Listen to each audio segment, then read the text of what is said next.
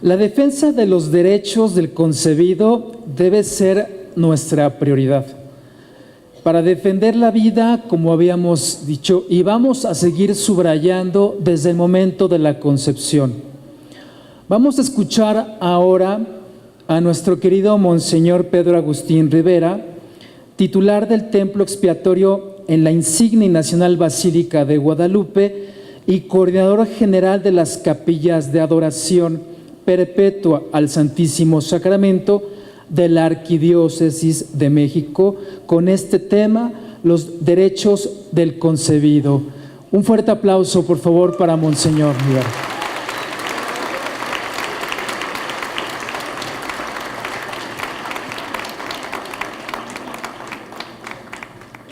Muy bien. ¿Qué les está pareciendo el evento? Es un evento espiritual. Estamos viendo todo esto. La idea es que, por supuesto, nos llevemos todos nosotros estas enseñanzas y que estas oraciones podamos compartirlas con nuestra familia y con todos aquellos que lo más lo necesitan. ¿De acuerdo? En ese sentido, pues también recuerden, tenemos pues este día maravilloso, la oportunidad de el sacramento de la confesión. Hay un sacerdote quien se encuentra en la parte exterior, subiendo las escaleras, lo van a encontrar, confesando a quienes así lo necesiten. Les pedimos, por favor, salgan con cuidado, no corran, no empujen, vayan con calma los que consideren así lo requieren. Así que, pues vamos a continuación a escuchar a Monseñor Pedro Agustín. Muchas gracias. Muchas gracias. De hecho, mi presentación comienza con un canto, que yo estoy seguro que muchos de ustedes lo conocen, y entonces vamos a esperar un momento aquí para que nos aparezca la imagen y el canto. Los que se sepan la letra, por favor, la van realizando. Y además ahí va a ir apareciendo,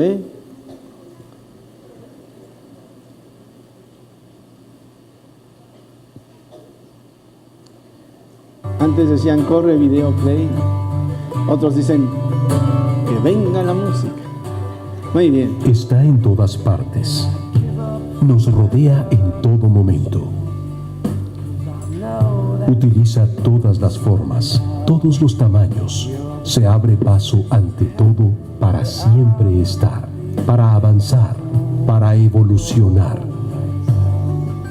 Ha existido desde siempre y seguirá existiendo, con o sin los hombres a su alrededor. Es la vida, esa fuerza que lo mueve todo, que todo lo toca, que todo lo transforma y todo lo mejora. Nunca hemos tenido derechos sobre ella, pero siempre hemos estado íntimamente obligados a preservarla, a conservarla, a mejorarla. No respetar a la vida es no respetar el regalo de estar aquí, es no creer en la increíble fortuna que nos ha traído hasta este momento, hasta esta reflexión. La maravillosa perfección del inicio de la vida y su complicada simplicidad puede hacernos pensar que aún no está, que todavía no inicia, y es eso, quizá, lo que nos hace valorarla tan poco. Es justo ahí, en el inicio, donde las bases de todo el futuro de esa vida se crean, se forman y se fortalecen. Es justo ahí, en el momento de la fecundación, cuando es concebido un ser humano, una persona, como tú, como yo, alguien con los mismos derechos que todos los demás, que incluso requiere de más atenciones porque aunque no reclama sus derechos, los tiene. Sentirse mal sin hacer nada, sentir horror sin actuar para buscar una solución, es como apoyar calladamente la idea de que un ser humano no tiene derechos y ni siquiera puede ser considerado humano hasta que no salga del cuerpo de su madre. ¿Tienes voz? Grita que esto está mal. ¿Tienes brazos? Álzalos y hazte presente. ¿Tienes conciencia? Compártela con los que no la tienen y cambia este mundo a partir de cambiar a uno que no puede entender el proceso de la vida. ¿Quieres hacer todo esto y más? Súmate a los esfuerzos de la Asociación Derechos del Concebido y hagamos una sola voz, más fuerte, más consciente, más humana. Si las generaciones del pasado pensaran como lo hacen algunos hoy, quizá ni tú ni yo estaríamos aquí pretendiendo que se respeten los derechos humanos del concebido. Asociación Derechos del Concebido. Voz con y para la vida.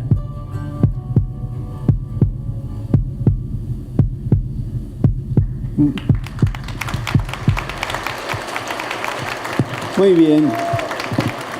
Ciertamente yo esperaba otro video, les había anunciado una canción, pero no hay problema, porque, bueno, pues también sirve para que nos vayamos ambientando sobre esta realidad que, pues incluso aquellos que favorecen el aborto dicen, no, es que es horrible presentar estas imágenes, cuando la realidad es todavía mucho más horrible.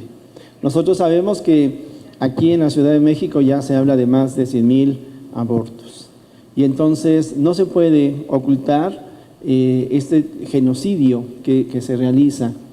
Yo a veces les digo, no deja de llamarme la atención que para que un católico no pueda hablar, se dice, es que la Inquisición, y yo les digo, oye, ¿en qué siglo terminó la Inquisición? Ya tiene varios siglos de que terminó la Inquisición, pero ¿cuántas gentes mató la Inquisición? Yo puedo asegurarles, no estoy de acuerdo ni siquiera con que hubiera uno solo muerto, ¿no? Pero no son ni 5,000 en varios siglos. Aquí en 3, 4 años ya hay quien se enorgullece de haber matado 100,000 personas. De tal manera que cuando alguien te diga, tú no puedes hablar porque la iglesia es tan mala que tuvo ahí la Inquisición, pues dile con todo respeto a tu forma de pensar, que si según tú yo no podría hablar, pues tú con qué derecho puedes hablar o con qué calidad moral podrías hablar si estás a favor de la muerte de cientos de miles de niños. Pero bien, yo quiero decirles que cuando nosotros hablamos de los derechos humanos del concebido, debemos de tomar en cuenta que cada uno de nosotros podemos conocer a través de varias maneras. Una de ellas es la ciencia, Otra va a ser precisamente la filosofía, el pensamiento, diversos pensamientos, la misma moral, la política, la teología que también ilumina nuestro caminar y junto con ello el amor que podríamos llamar humanismo. Cuando nosotros estamos hablando sobre el tema de la vida, estamos hablando también de una cuestión de humanidad, porque nos sentimos realmente afectados cuando alguno de nuestros hermanos tiene algún problema, alguna dificultad, pues con mayor razón tendríamos que hacerlo cuando miles, cientos, millones de nuestros hermanos son asesinados. Es cuestión de amor, de humanidad, pero todas estas realidades o estas formas de conocer también quedan embellecidas precisamente cuando conocemos a través de Cristo. Yo no puedo dejar de compartirles una experiencia que me parece a mí me iluminó de muchas maneras, o dos experiencias. Primero, cuando niño, y ya desde niño, si yo quería hablar de Dios, me decían que en la escuela no se hablaba de Dios. Y yo les decía a los maestros, ya era niño, bueno, parece que en la escuela no se puede hablar bien de Dios. Porque mal, sí. Yo fui a escuela particular en la primaria, la secundaria, la preparatoria, la universidad, ya fueron públicas y por eso quizás muchos de ustedes nos han encontrado con estas realidades. Pero sí, definitivamente hay ambientes en donde está prohibido hablar de Dios. Y también a veces se mueve esto en el mundo científico cuando nosotros vemos hacia la vida de los hombres de ciencia, podemos encontrar que muchos de ellos eran católicos y muchos de ellos incluso eran sacerdotes. Luego entonces, esto es falso de que nosotros podamos separar la fe y la razón, la ciencia y la fe. No, están perfectamente unidas. Y aquí entonces aquello que me sucedió cuando casi al término de la carrera de químico, un compañero me preguntaba que cómo era posible que yo creyera en Dios después de todo lo que habíamos estudiado. Y yo le decía, ¿cómo no creer en Dios después de todo lo que hemos estudiado? Porque a Dios lo puedo encontrar en el universo y hoy, a diferencia de hace 20 y tantos años, tenemos la posibilidad de ver estas maravillosas figuras del universo que nos hablan del Creador. Y por otro lado, también tenemos la oportunidad de ver ya no solamente la vida a nivel microscópico, sino poder contemplar en un microscopio electrónico moléculas e incluso con los aceleradores de partículas poder hablar de este mundo subatómico. Y ahí encontramos orden, y ahí encontramos a Dios. Por eso cuando alguien dice es que todo es una entropía y todo va hacia el caos, podríamos por lo pronto decir, pues el caos no existe en este mundo. Podemos hablar de millones de años de evolución porque hay una causa y hay un efecto, porque entonces podemos hablar de un creador.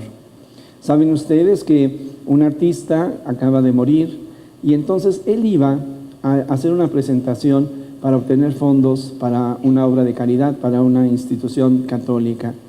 Y en alguna ocasión llegó a comentar, le gustaba el surf, y decía, cuando estoy en la cresta de una ola, en medio de la inmensidad del océano, me pregunto, ¿cómo es posible que alguien pueda negar la existencia de Dios?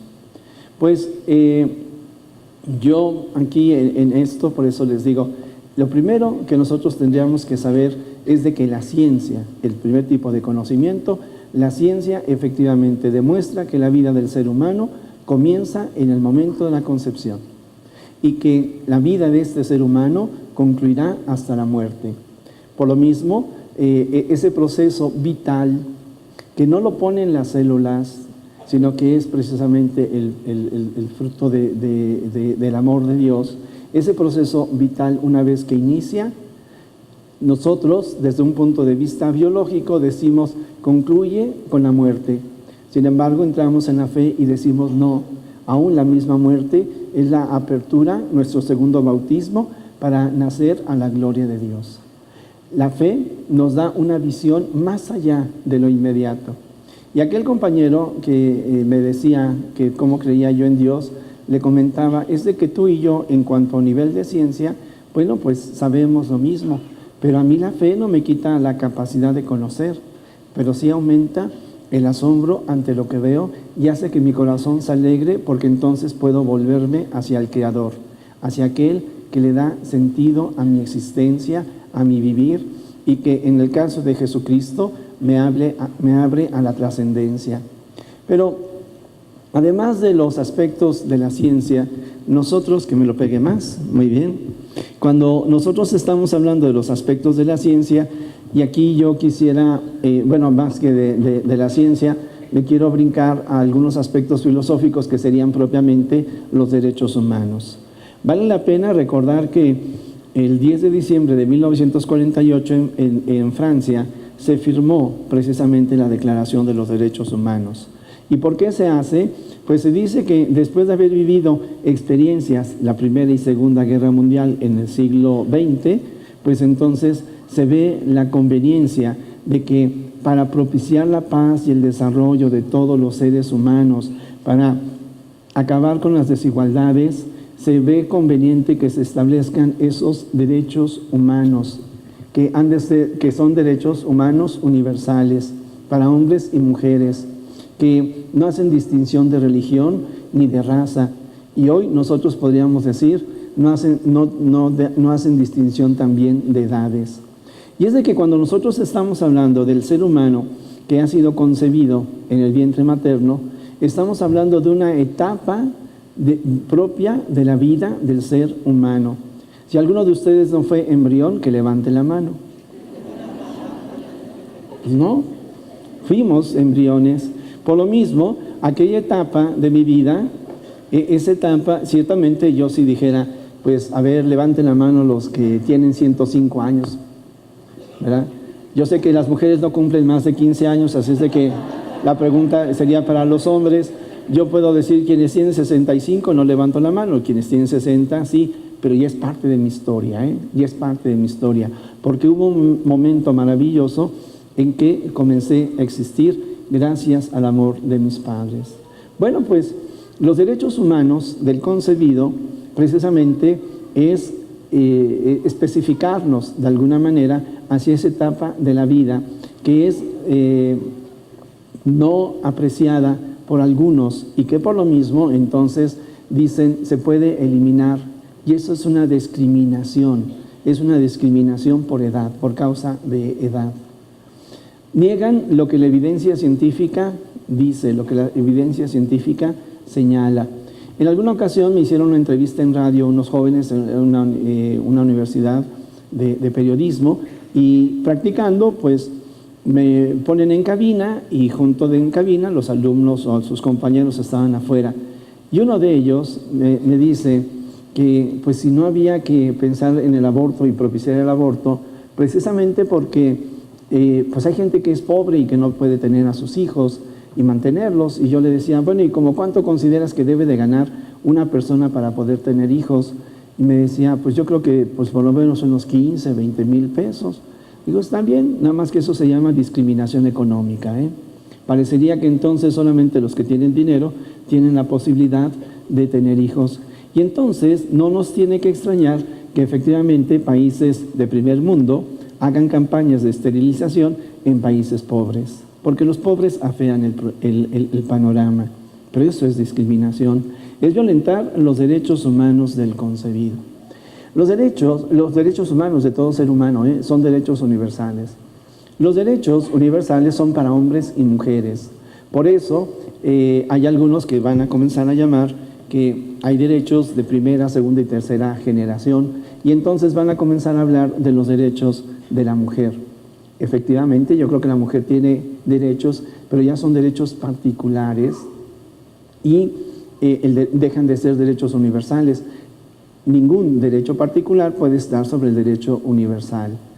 Y aquí entramos en otra situación y en otra realidad que vale la pena que cada uno de nosotros vayamos contemplando en lo que podríamos decir como parte de un desarrollo en donde el hombre se aleja de Dios. Y alejado de Dios, entonces ya me estoy brincando, ya hablamos un poco de la ciencia, ya hablé de la filosofía, ahora voy a pasar a la teología, y la teología bíblica, porque es una manera de conocer. Yo insisto, el que no quiere no quiere reconocer la palabra de Dios como revelada, y quizás él tiene el Corán o algún otro libro sagrado que consideran sagrado religioso, bueno, pues ellos también hacen aporte sobre el tema de la vida del hombre. Pero ¿qué es lo que nosotros podemos encontrar en la Sagrada Escritura? En primer lugar, que Dios ha creado al hombre, y por lo mismo podemos encontrar textos que son hermosos, por ejemplo, como aquel en donde se nos señala definitivamente que la vida del ser humano es muy, muy amada por Dios. Y de esa forma, entonces, Dios que crea todo, en el Génesis se nos va diciendo que se crea el sol, la luna, los planetas, se separa el agua, se separa la tierra, y todo lo hace Dios bien, y aparecen las plantas, y aparecen los animales, todo lo hace muy bien. Y cuando aparece el hombre, Dios dice, la Sagrada Escritura dice, y todo lo hizo muy bien.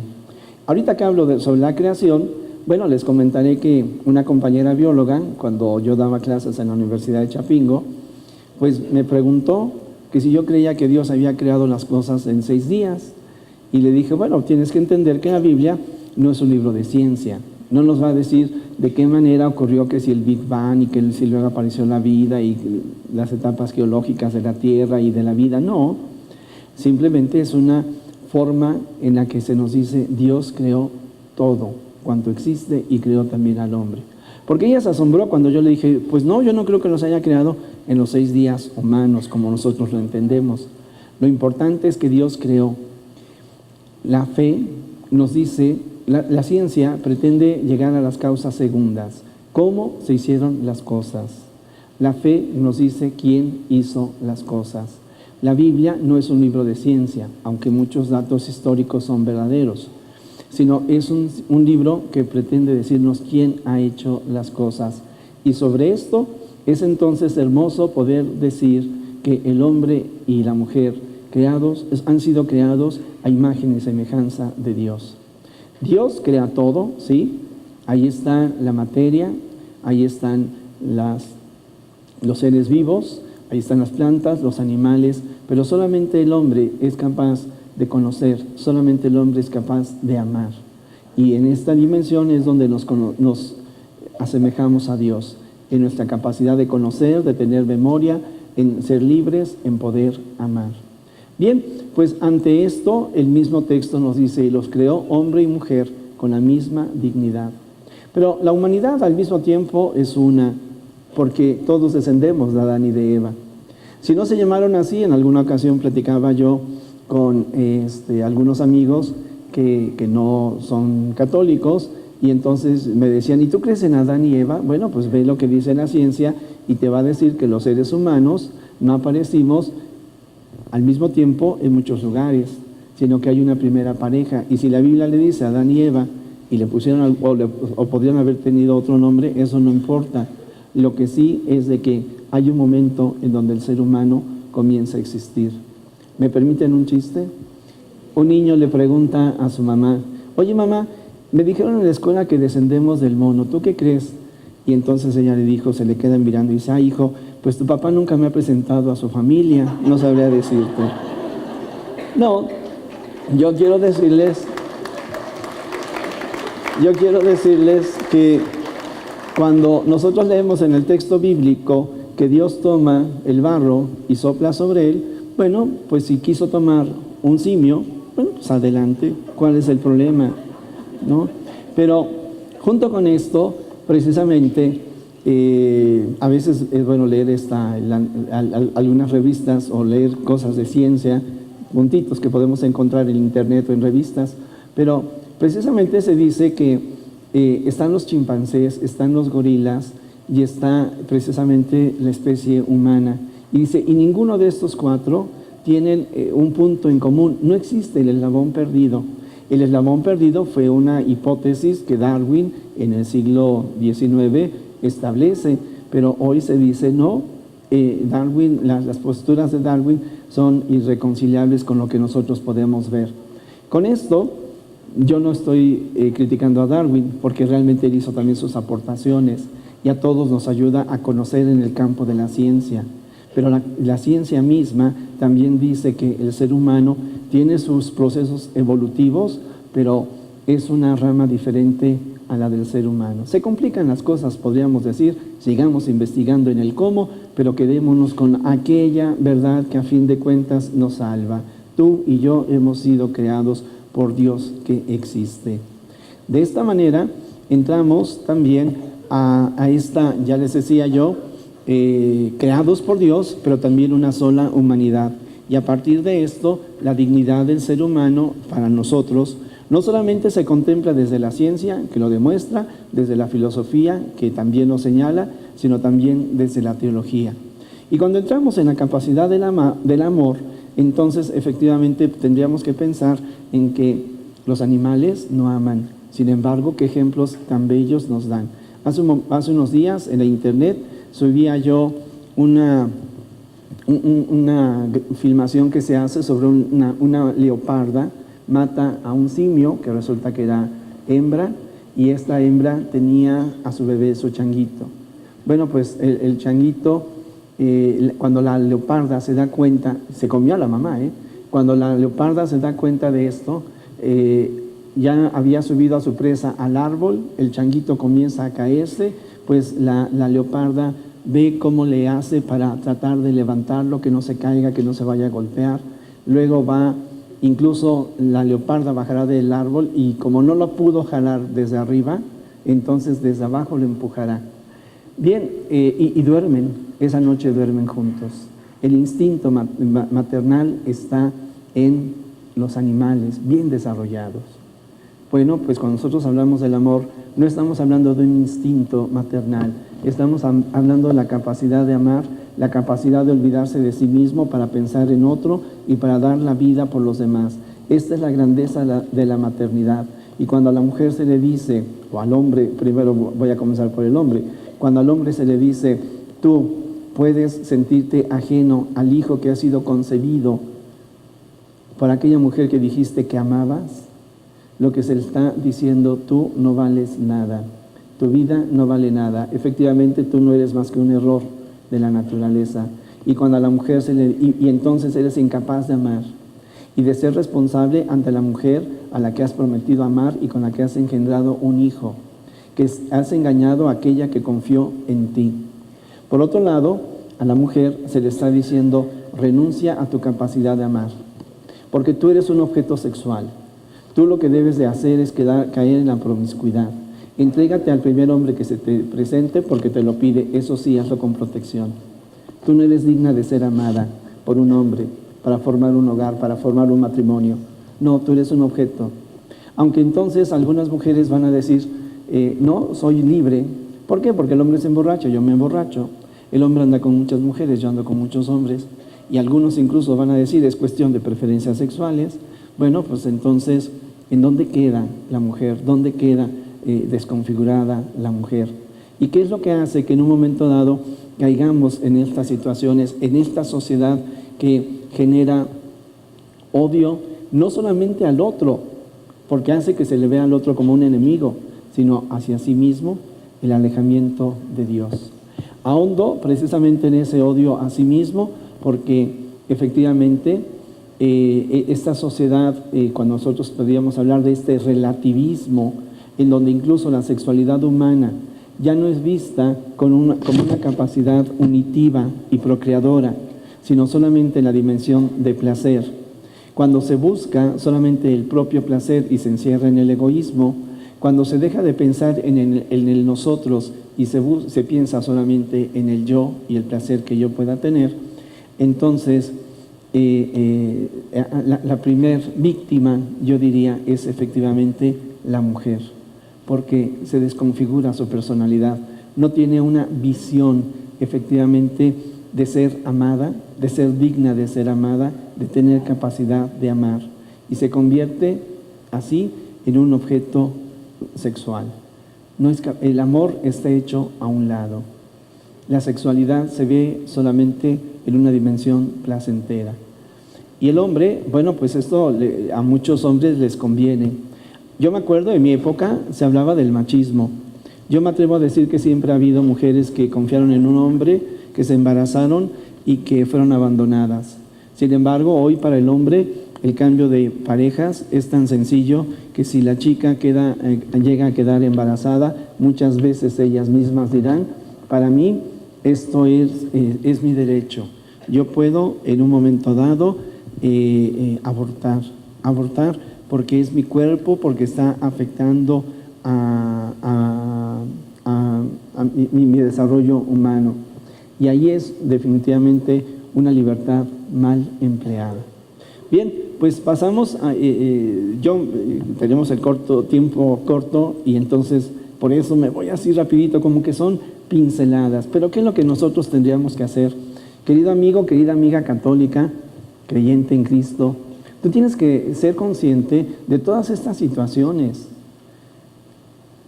pero no para quedarte espantado de ellas, sino para valorar lo que tú tienes y lo que tú eres. Tú tienes capacidad efectivamente de decir, estos son los criterios del mundo, pero yo conozco otra experiencia mejor.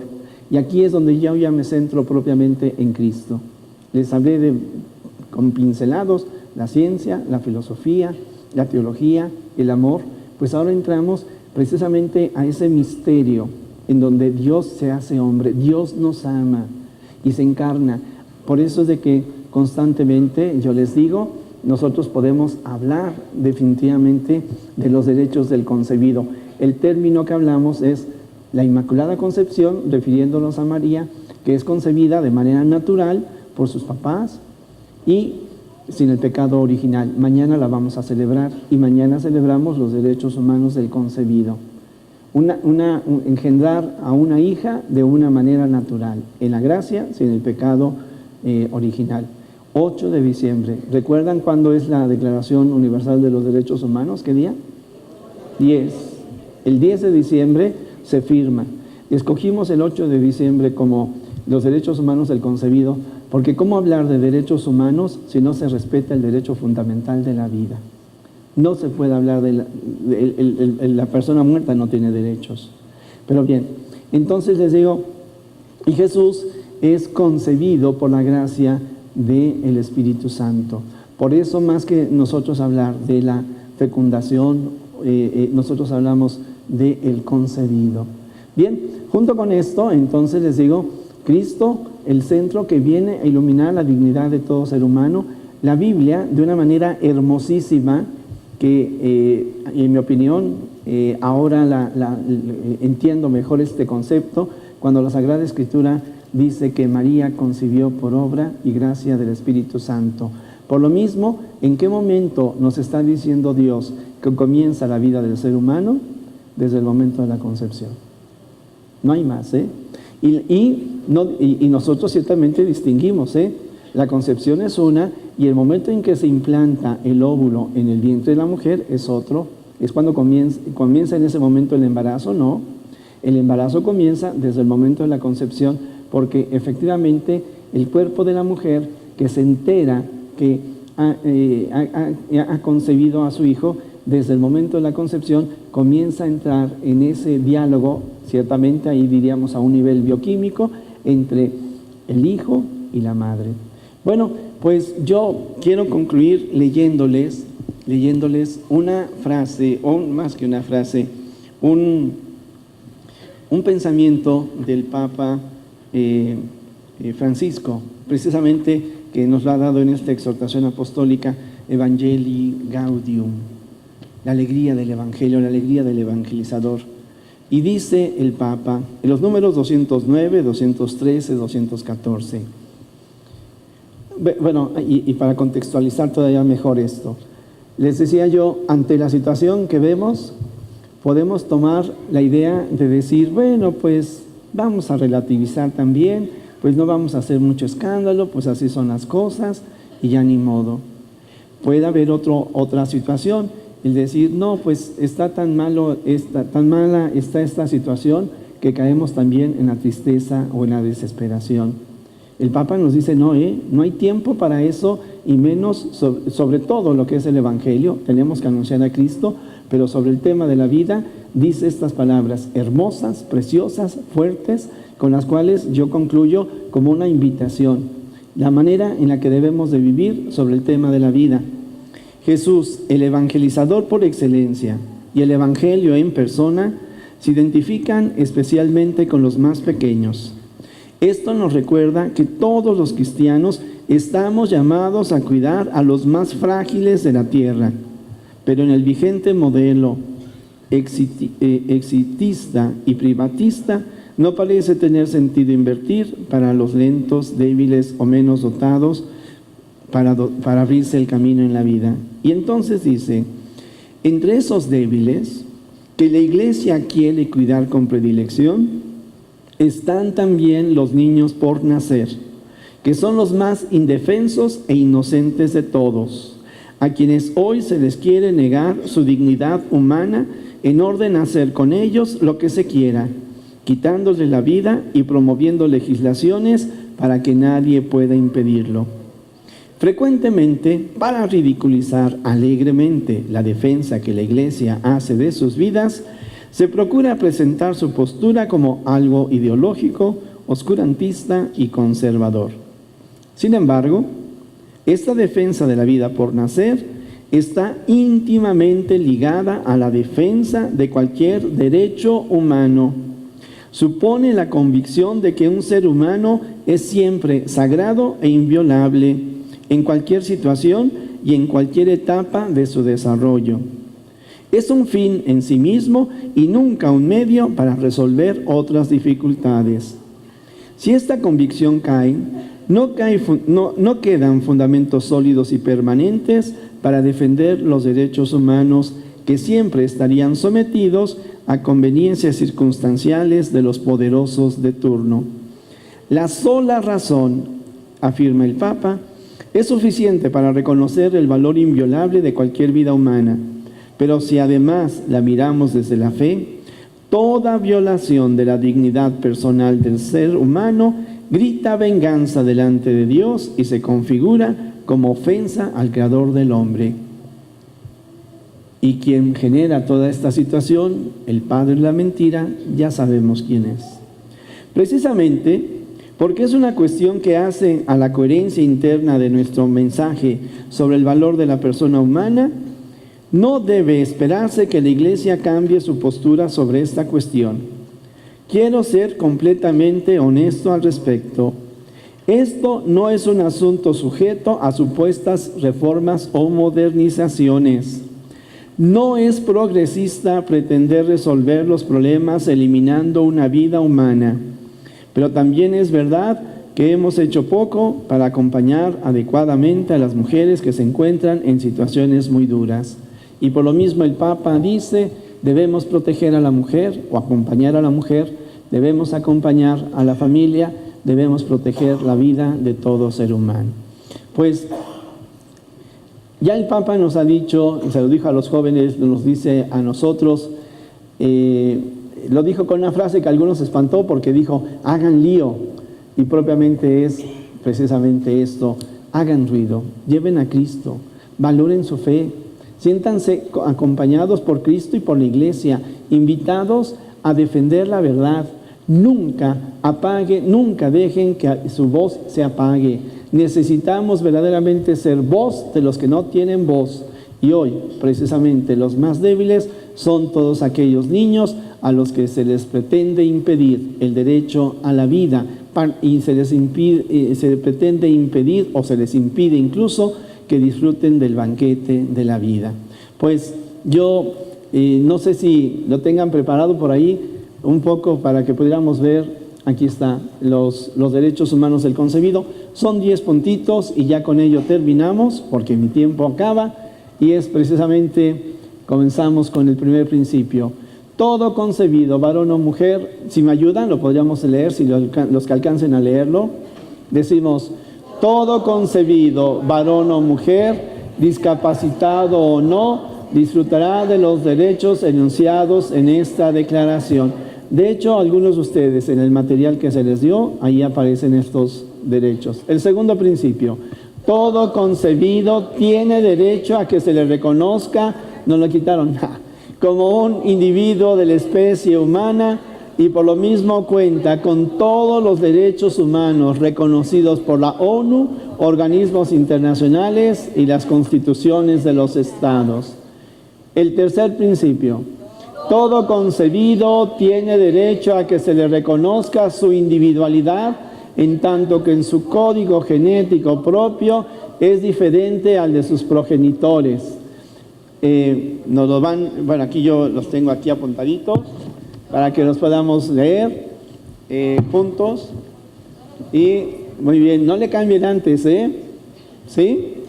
Muy bien, a ver, principio 4, todo concebido tiene derecho a que se le reconozca y respete el valor supremo de la vida desde el momento de la concepción hasta su muerte natural.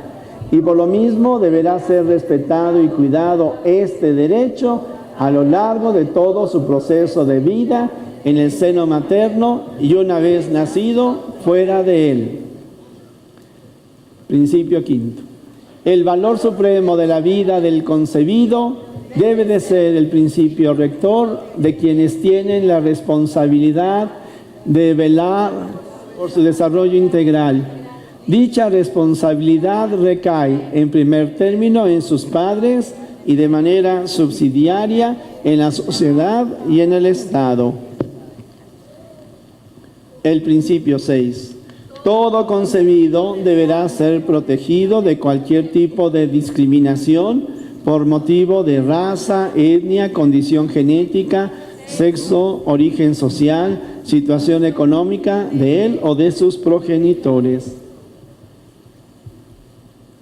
El concebido es un individuo en desarrollo, con sus derechos específicos que no puede reclamarlos ni exigirlos, por razones propias de esta etapa de su vida, por lo que se impone a sus padres, a la sociedad y al Estado la obligación irrenunciable de velar por su respeto.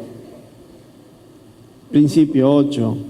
Todo concebido para el pleno y armonioso desarrollo de su individualidad deberá hacerlo bajo el amparo y responsabilidad de sus padres y, en todo caso, en un ambiente de afecto y seguridad. La mujer embarazada deberá contar con los cuidados propios y atenciones especiales de este periodo. El principio 9. Todo concebido dispondrá de las oportunidades y servicios dispensados por la ley y por otros medios en condiciones de libertad y dignidad, para que pueda desarrollarse física, mental, espiritual y socialmente en forma integral. Con este fin deberán proporcionarse tanto a él como a su madre cuidados especiales. Y el principio 10. Todo concebido tiene derecho a una nacionalidad y el Estado deberá reconocer y proteger todos sus derechos. Pues muchas gracias por su atención y simplemente les diría, sé voz de los que no tienen voz, y lo podríamos hacer en un coro diciendo, soy voz de los que no tienen voz, soy voz de los que no tienen voz, soy voz de los que no tienen voz. Soy voz de los que no tienen voz. Dios los bendiga. Muchas gracias, Monseñor Pedro Agustín, por sus palabras, el contenido con el tema de los derechos del concebido.